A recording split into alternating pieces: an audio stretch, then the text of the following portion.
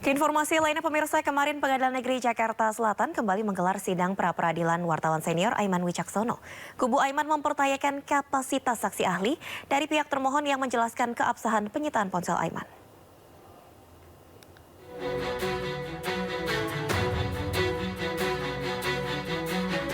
Pengadilan Negeri Jakarta Selatan menggelar sidang lanjutan pra-peradilan wartawan senior Aiman Wicaksono. Agenda sidang mendengarkan keterangan ahli yang disampaikan pihak termohon. Bidang Hukum Polda Metro Jaya menghadirkan ahli hukum pidana dari Universitas Krishna Dwipayana, Kombes Purnawirayan Warasman Marbun.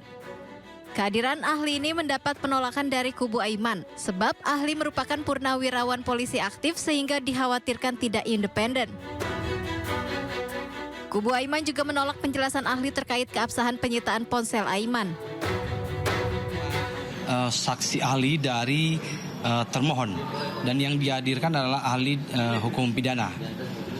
Tadi kami sudah mengawali pertanyaan sejak awal untuk melihat apakah ada konflik of interest terhadap ahli ini, di mana saudara ahli ini juga merupakan purnawirawan dari Polri sendiri ya. Sehingga kami mengklarifikasi itu dan sudah dijawab. Yang kedua, tentu tujuan dari pra-peradilan ini adalah menguji sah tidaknya penyitaan. Apa yang diuji? Yang diuji adalah prosedur formil, tata cara mekanisme penyitaan itu. Benar nggak atau tidak? Itulah substansi pengujian terhadap sah tidaknya penyitaan di dalam pra-peradilan ini. Tentu pertanyaan-pertanyaan kita juga kepada ahli letaknya pada benar nggak prosedur yang sudah dilakukan oleh penyidik. Sebelumnya, Aiman Wicaksono mengajukan permohonan pra-peradilan atas penyitaan ponsel miliknya saat diperiksa sebagai saksi oleh Polda Metro Jaya. Pemeriksaan terkait informasi dugaan aparat tak netral dalam pemilu yang dilontarkan Aiman. Kubu Aiman menilai penyitaan ponsel, SIM card, dan akun media sosial tidak sah secara hukum. Dari Jakarta, Muharlin, Dede Rudi, Dipo Andi Muharram, iNews melaporkan. Kembali di Sindo Sore pemirsa, unjuk rasa di kantor KPU Polewali Mandar, Sulawesi Barat siang tadi diwarnai kericuhan. Puluhan mahasiswa dari HMI yang memaksa masuk ke dalam kantor KPU dihalangi aparat, sehingga terjadi aksi saling dorong. Beginilah suasana aksi unjuk rasa yang dilakukan oleh puluhan mahasiswa dari HMI Cabang Polewali Mandar di depan kantor Komisi Pemilihan Umum. Dalam aksinya, para mahasiswa meminta KPU mengevaluasi pemungutan suara yang diduga banyak kecurangan. Awalnya aksi unjuk rasa ini berjalan aman hingga mahasiswa yang berorasi melakukan aksi bakar ban bekas. Suasana makin memanas setelah mahasiswa meminta untuk bertemu dengan komisioner KPU dan berusaha masuk ke dalam kantor KPU, namun dihalangi aparat kepolisian. Akibatnya kericuhan tak terhindarkan, massa terlibat aksi saling tarik-menarik selama kurang lebih 30 menit. Kericuhan akhirnya mereda setelah Ketua KPU Polewali Mandar menemui massa. Usai berdialog, massa pun membubarkan diri. Benturan-benturan sedikit dari mahasiswa dari kenapa gitu. Karena terlalu lama menunggu. Terlalu lama menunggu ya gitu. Terlalu lama menunggu dan pengaruh capek juga dari teman-teman yang emosi.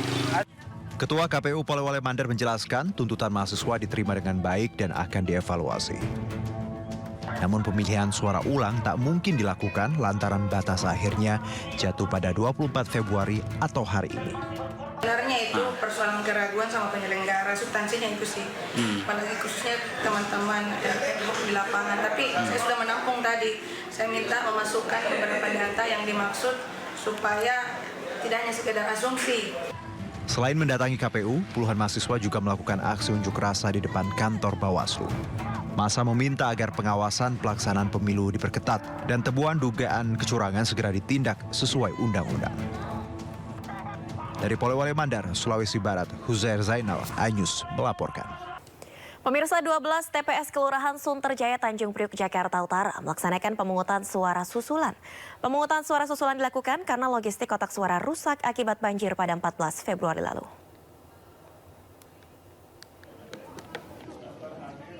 Puluhan warga sejak pagi telah berkumpul di TPS 152 untuk melakukan pemungutan suara susulan. TPS ini adalah satu dari 12 TPS yang melakukan pemungutan suara susulan di RW 8, Kelurahan Sunter, Kecamatan Tanjung Priuk, Jakarta Utara.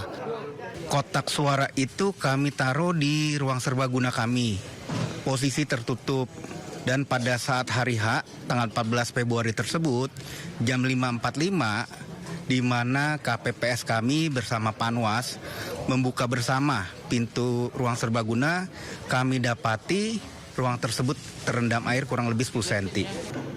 Pencoblosan susulan dilakukan karena kotak suara di RW 8 ini rusak akibat terendam banjir pada 14 Februari lalu. Sedikitnya ada 3.325 DPT yang terdaftar menggunakan hak suaranya dalam pemilu susulan ini. Dari Jakarta, Galuh Pandu, Guntur Zulkarnadi, iNews melaporkan. Ya, sementara itu pemirsa, KPU mengklaim tengah melakukan perbaikan data surat suara di lebih dari 70.000 TPS. Data tersebut tercatat tidak sinkron antara formulir C1 dengan Sirekap.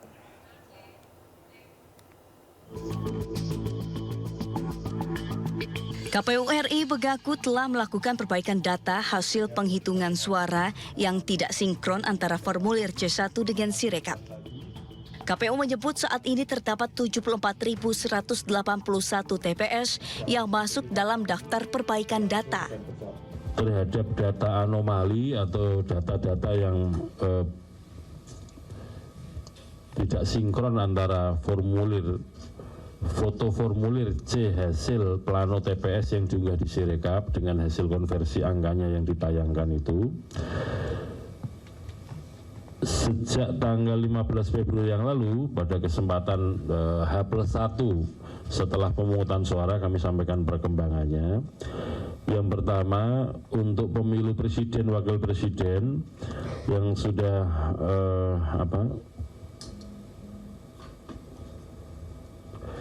dilakukan perbaikan adalah sebanyak 74.181 TPS, 74.181 TPS.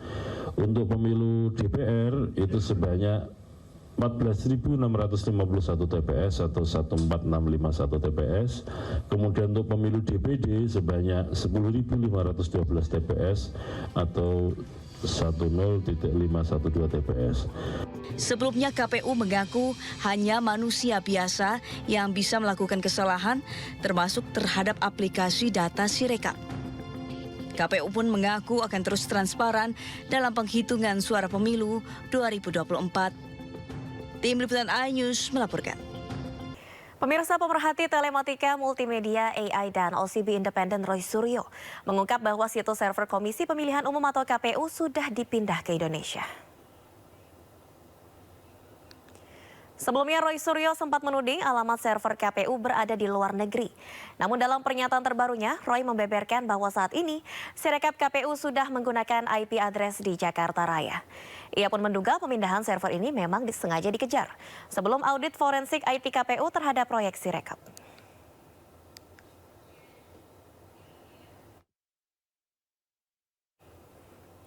Nah, pemirsa, untuk membahas lebih dalam terkait dugaan server Sirekap KPU yang diam-diam dipindah ke Indonesia, telah bergabung bersama kami sore ini pakar telematika Roy Suryo.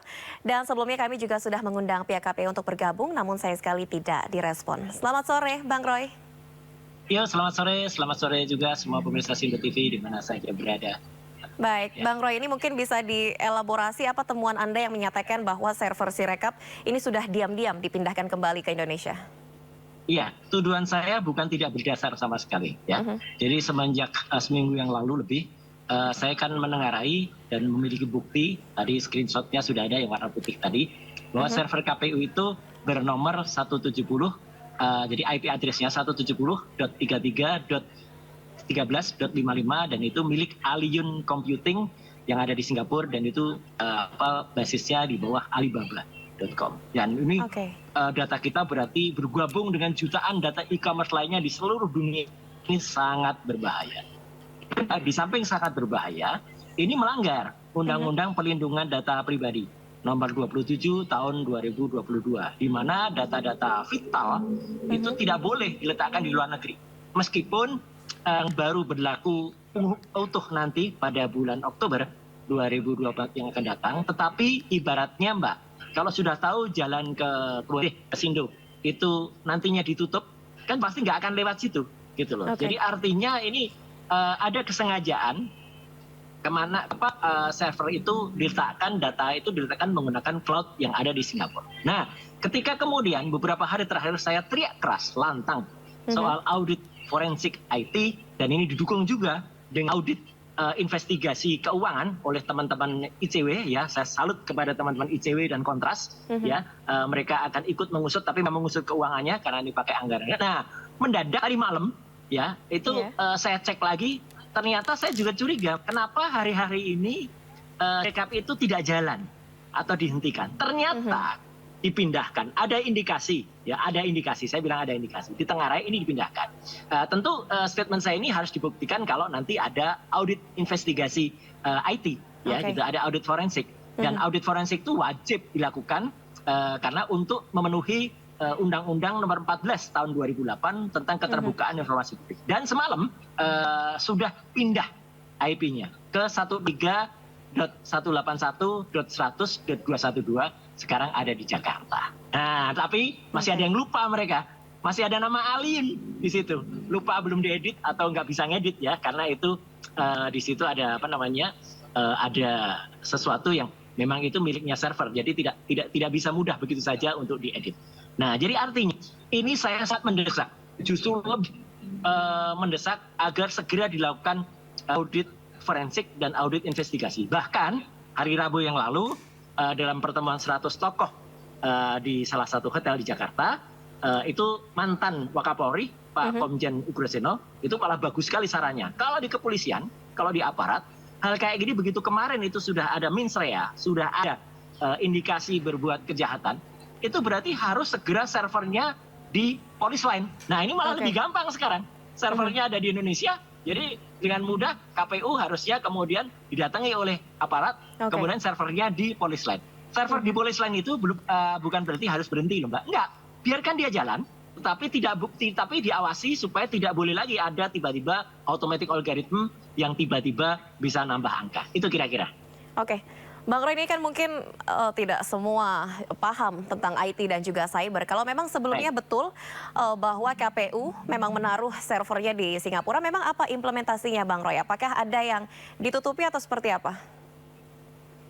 Ya, dan itu diakui oleh salah satu komisioner KPU hari Rabu yang lalu pada saat press cons, ya, satu-satunya komisioner wanita waktu itu, ya, inisialnya, bahwa mereka mendaftarkan menggunakan IP yang ada di Singapura. Meskipun dia jamin, tanya masih ada di dalam negeri. Come on gitu ya, ibaratnya Mbak atau teman-teman Sindo TV, kalau punya data-data handphone, kemudian tuh disimpan di cloud, ya namanya cloud kan awan. Awan itu maya, kita tidak tahu di mana posisinya, padahal jelas-jelas di situ tertulis Liyun Computing Co. Ltd. itu adanya di Singapura. Nah, implikasinya sekarang, kalau itu data di luar, ya, nah kita kan ibaratnya Mbak, ya kalau ini dengan bahasa sangat awam, ibaratnya kita punya barang itu milik kita, tapi kita simpan di rumah tetangga. Meskipun kita punya kuncinya, tetapi apa bisa jamin? Kayak misalnya tadi kasus surat suara yang kebanjiran tadi, karena disimpan di kantor kelurahan, ternyata kebanjiran 10 cm, akibatnya kan diulang pemilihannya. Gara-gara kita nggak coba itu disimpan di rumah kita ngerti data itu ada bagaimana. Nah ini jadi tetap di luar negeri itu bahaya. Nah, ketika dikatakan itu sudah di Indonesia, tetap audit forensik itu nanti akan bisa membuka dengan terang benderang kemarin sebenarnya apa. Jadi makanya saya dengan segala hormat saya kepada kampus ternama di Bandung yang menandatangani MOU dengan KPU, ayo bicaralah gitu loh. Jangan Anda kemudian mau jadikan sansak gitu ya, karena di berbagai WA grup itu disebut-sebut, bahkan disebut-sebut nama wakil Purek yang saya juga, yang kemudian dia kayak proyek di sini gitu. Artinya apa? Eman-eman ya, sayang banget gitu loh. Citra dari perguruan tinggi yang kemudian dituduh, ya. Saya sama sekali saya justru sayang kepada kampus itu. Jangan mau dituduh, karena mungkin saja ini ada oknum yang memberikan lubang. Ibaratnya Mbak, kita tadi nyimpen data di rumah orang lain. Nah, ada oknum ngopi kuncinya diberikan kepada orang. Nah, dia bisa nambah-nambah. dan yang dia tambah kebetulan adalah paslon tertentu, kotak tertentu. Nah ini kan juga aneh, automatic algorithm nih, karena satu TPS itu logikanya maksimal 275 sampai 300, tiba-tiba bisa ditambah jadi 700, jadi 800 ya. Padahal kan tidak logis, angka 1 jadi 7, angka 4 jadi 1 jadi 4, itu masih oke. Tapi kalau angka 14 jadi 140, 74 jadi 740, ini kan udah di atas kuota dari surat suaranya gitu. Jadi artinya saya benar-benar sebelum angket ya, kalau angket kan urusan politik teman-teman politisi. Sebelum angket secara teknis saya mendesak agak ada sebuah lembaga audit independen yang kemudian bisa mengaudit KPU untuk kita semua, untuk bangsa Indonesia, bukan untuk kepentingan lain. Sekali lagi saya tidak berafiliasi dengan salah paslon atau kelompok manapun ya. Saya benar-benar cinta bangsa ini agar server itu tidak disalahgunakan dan agar teknologi OCR, Optical Character Recognizer, atau OMR, Optical Mark Reader, itu tidak disalahgunakan. Masa teknologi OCR, OMR yang sudah canggih dipakai untuk seleksi mahasiswa perguruan tinggi, sudah puluhan tahun dipakai, sekarang tiba-tiba konyol banget gitu loh, salah banget. Tiba-tiba kalau dipakai bisa nambah sampai ratusan, bisa nambah, dan itu hanya di paslon tertentu, mostly di paslon tertentu, ada juga 1-2 di paslon yang lain. Jadi itu Mbak, jadi menurut saya segera audit investigasi dan audit forensik IT untuk membongkar pertanyaan masyarakat dan memurnikan kembali, atau katakanlah supaya tidak ada tuduhan kepada kampus ternama di itu, atau tidak ada tuduhan juga kepada KPU. Jadi kalau ternyata itu dilakukan oleh hacker, dilakukan oleh siapa? Nah kan hacker bisa dicari oleh kepolisian. Kayak tahun 2004 yang lalu, hacker itu bisa masuk dan mengubah tampilan situng waktu itu. Ya gitu. Jadi saya 20 tahun yang lalu itu sudah mengamati ini, gitu kayak gini. Jadi waktu itu suara partai jadi partai jambu, partai apel, partai mangga gitu ya. Nah akhirnya apa? Hackernya dikejar, kepolisian masuk ke dalamnya, forensik, belum ada undang-undang ITE waktu itu, masih pakai undang-undang telekomunikasi nomor 36 tahun 99 pun bisa kena. Jadi artinya sekarang sudah ada undang-undang ITE nomor 11 tahun 2008 atau yang sudah diperbarui menjadi nomor 19 tahun 2016. Ada Undang-Undang PDP nomor 27 tahun 2022, ada juga Undang-Undang Keterbukaan Informasi Publik nomor 14 tahun 2008. Semua instrumen ini bisa dipakai, Mbak, untuk mengembalikan citra KPU dan juga mengembalikan citra pemilu ini. Kalau tidak, saya sangat khawatir distrust terhadap hasil pemilu ini akan muncul. Dan kalau itu sudah muncul, ya sudah. Itu orang akan tidak percaya seperti di Tasikmalaya, di Sumatera Barat, di Aceh, gitu. Beberapa daerah yang sudah menyatakan menolak hasil dari KPU. Ini bahaya, dan itu bahayanya adalah kita semua. Nanti apa bahayanya? Kalau pemilu tidak diterima, otomatis pemerintahan yang kemarin diperpanjang lagi. Menurut saya ini kan bahaya. Lebih baik audit segera dilakukan, kemudian misalnya angket tuh bisa kemudian mengetahui adanya kesalahan-kesalahan, misalnya KPU salah menerima salah satu paslon karena ternyata dia belum mengubah PKPU ketika pendaftaran, ya sudah diskualifikasi, selesai gitu loh. Jadi kalau saya sih clear banget dalam pikiran saya, ini sih diskualifikasi sebenarnya sudah sangat-sangat jelas gitu ya. Itu TSM juga terstruktur, sistematif dan masif. Tapi silakan teman-teman politisi, karena saya bukan lagi orang politik, tapi saya siap mendorong dengan data-data itu Mbak. Jelasnya. Oke, Bang Roy tadi menyebut kalau dugaan ataupun kecurigaan Bang Roy ini harus segera dibuktikan melalui audit. Lalu nanti kalau memang kecurigaan ini terbukti, sebelumnya server Sirekap berada di Singapura, apa undang-undang yang dilanggar oleh KPU terkait hal ini? Ya, jelas banget ya. Kalau saya hakul yakin ya, karena buktinya sudah ada. Buktinya itu sudah saya save dan itu sudah menjadi digital forensik ya, sudah menjadi barbuk ya, jadi barang bukti bahwa data Indonesia itu pernah berada di Singapura. Saya sekarang nyebut pernah. Karena apa? Karena sudah dipindah diam-diam gitu ya. Kayak mohon maaf nih, kayak pencuri aja jalannya malam-malam diam-diam mindah data gitu loh. Sangat tidak terhormatnya KPU ini gitu loh. Jadi kalau mau mindah sebenarnya kan bagus, misalnya kemarin diakui ya, oh ya maaf ini datanya ada di Singapura, kami mohon maaf.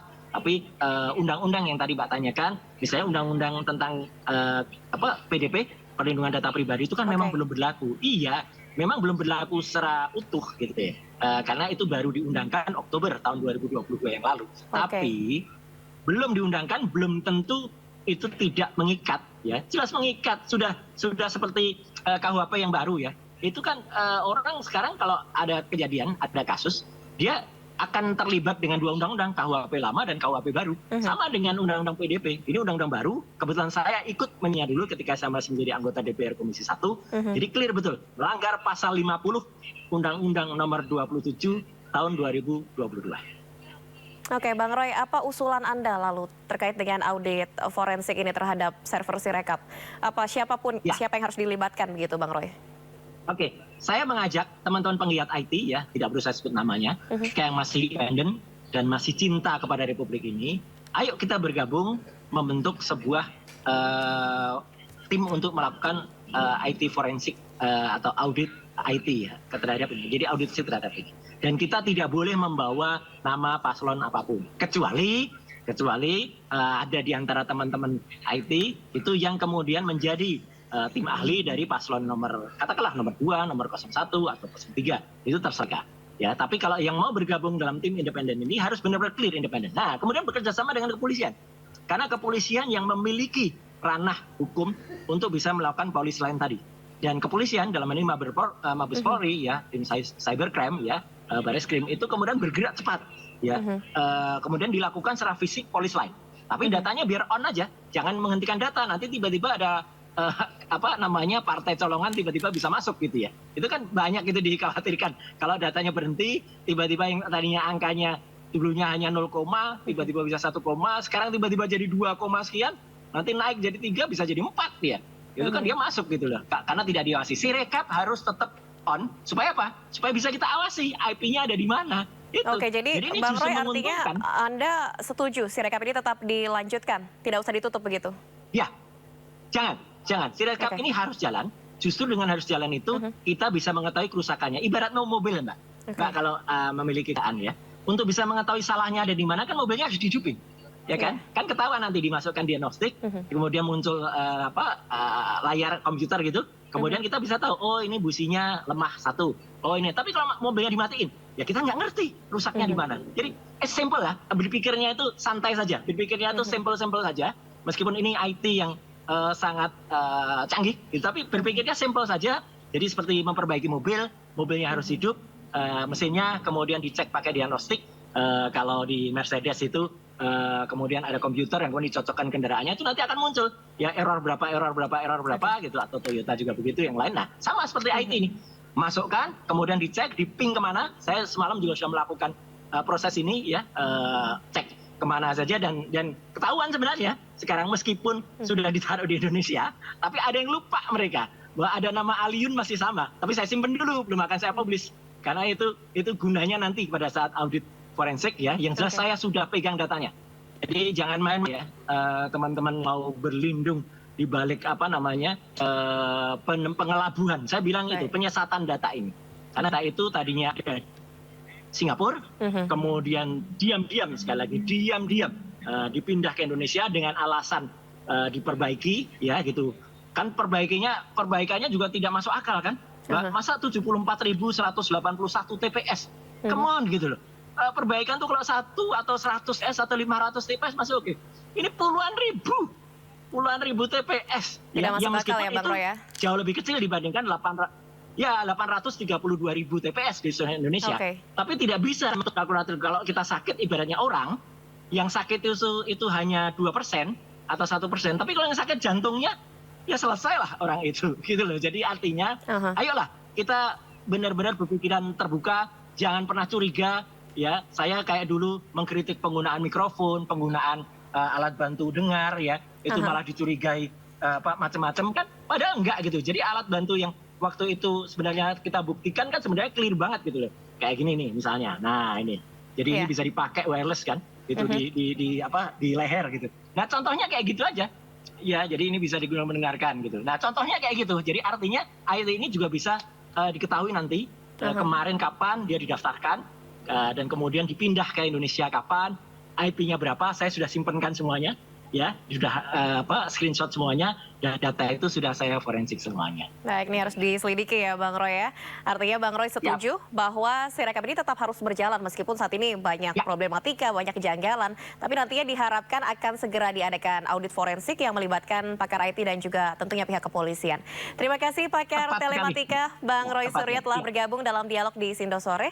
Salam sehat Bang Roy, selamat beraktivitas kembali. Salam sehat, insya Allah bermanfaat untuk semua pemirsa Sindo TV di mana saja berada, Mbak. Terima kasih Bang Roy. Sementara itu pemirsa, Ketua Umum Partai Nasdem Surya Paloh instruksikan kadernya di DPR untuk wajib mengikuti hak angket.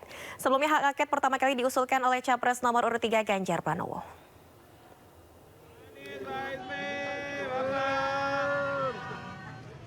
Calon Presiden nomor urut 1, Anies Baswedan, bertemu para ketua umum pengusungnya seperti Partai Nasdem Surya Paloh, Ketum PKS Ahmad Saiku, serta Ketum PKB sekaligus Cawapres Muhaimin Iskandar di Wisma Nusantara, Jakarta Pusat kemarin. Pertemuan membahas usulan hak angket DPR terkait dugaan kecurangan Pilpres 2024. Dalam kesempatan itu, Ketua Umum Partai Nasdem Surya Paloh instruksikan kadernya di DPR untuk wajib mengikuti hak angket. Kalian tahu itu kan hak konstitusional yang ada. Saya pikir wajib ya. Bukan hanya sekedar mengiyakan, tapi wajib untuk menghormati, menghargai hak-hak konstitusional itu. Kan sayang sekali kita. Paloh juga mengatakan pertemuannya dengan Ketua Umum Partai PDIP, Megawati Soekarno Putri, dirasa sangat dibutuhkan di tengah kondisi politik saat ini. Sebelumnya hak angket pertama kali diusulkan oleh Capres nomor urut 3, Ganjar Pranowo, yang menilai adanya kedugaan kecurangan dalam Pilpres 2024. Dari Jakarta, Gisel Nur Rahma, Rizky Yulianto, iNews melaporkan. Pemimpin kita bersama Bapak. Ya pemirsa, temuan berbagai dugaan kecurangan di pemilu 2024 harus segera dicari jalan keluarnya. Koalisi Perubahan mendukung penggunaan hak angket untuk mengungkap kebenaran dalam jalannya pemilu yang jujur dan adil.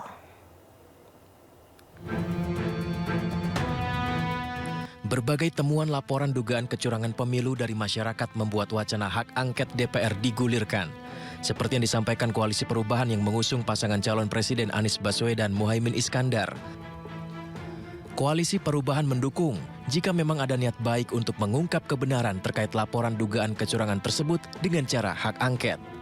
Dan akan menunggu apa yang dilakukan oleh PDI untuk mengajukan angket, ya. Kami sangat mendukung, sangat senang, ya. Kalau ada yang melangkah begitu, kita ada di belakangnya, kita siap, kita akan mengawal, kita akan cek sampai ke detail-detailnya, ya.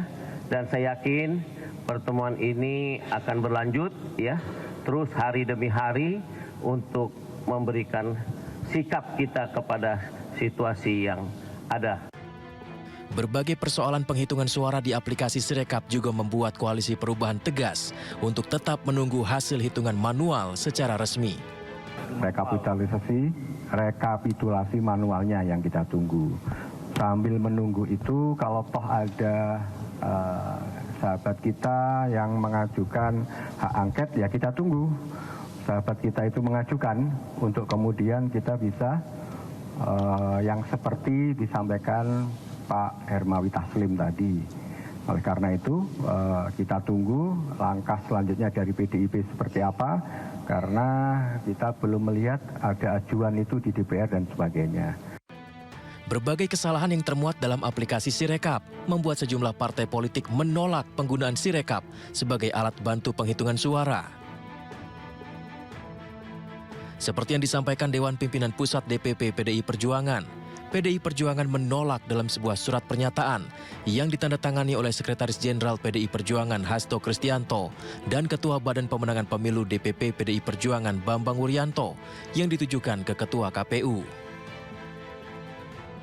Menyusul PDI Perjuangan, DPP Partai Keadilan Sejahtera, PKS juga resmi melayangkan surat kepada KPU yang meminta menghentikan Sirekap dalam penghitungan perolehan suara pemilu 2024.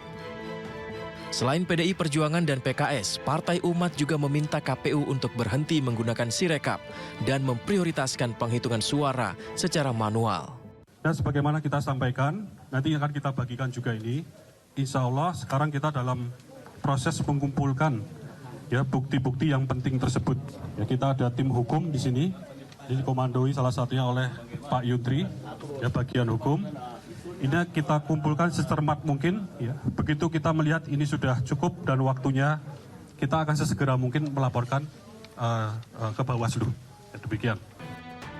Permintaan sejumlah partai ini beralasan karena bukannya membantu dalam efektifkan penghitungan suara pemilu, namun penggunaan Sirekap malah menimbulkan keresahan dengan sejumlah kesalahan-kesalahan. Tim Liputan iNews melaporkan.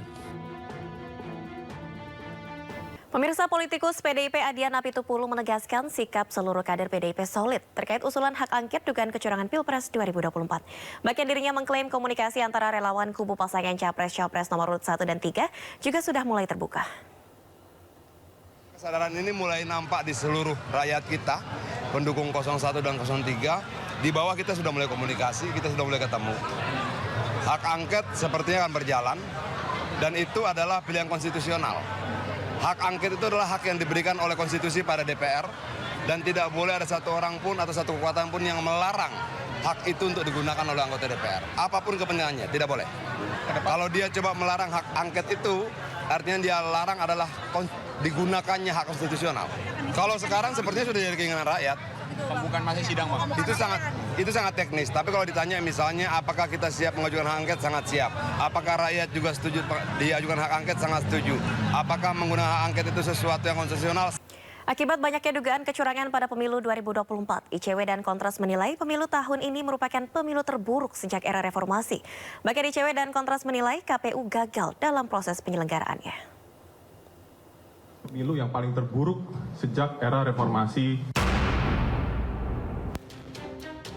Indonesia Corruption Watch atau ICW dan Komisi untuk Orang Hilang dan Korban Tindak Kekerasan atau Kontras menilai KPU RI gagal dalam proses penyelenggaraan pemilu 2024. Bahkan ICW dan Kontras menilai pemilu 2024 sebagai pemilu terburuk sejak era reformasi.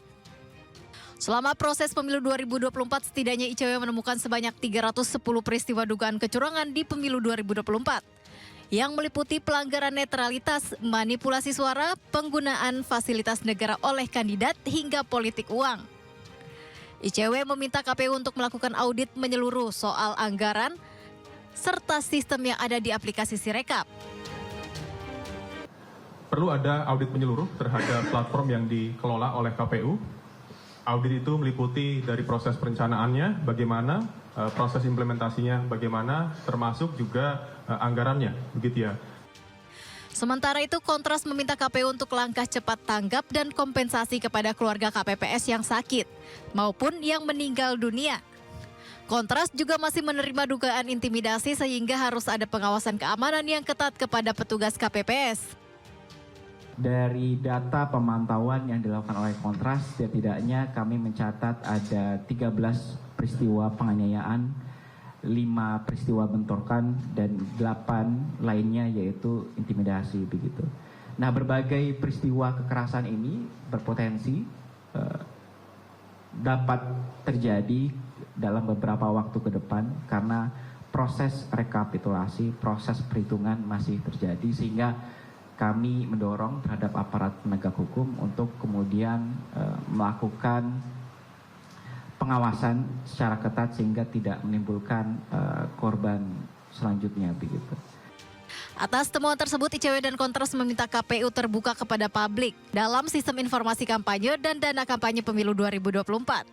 Dari Jakarta, Indra Setiabudi, Ari Setiawan, iNews melaporkan.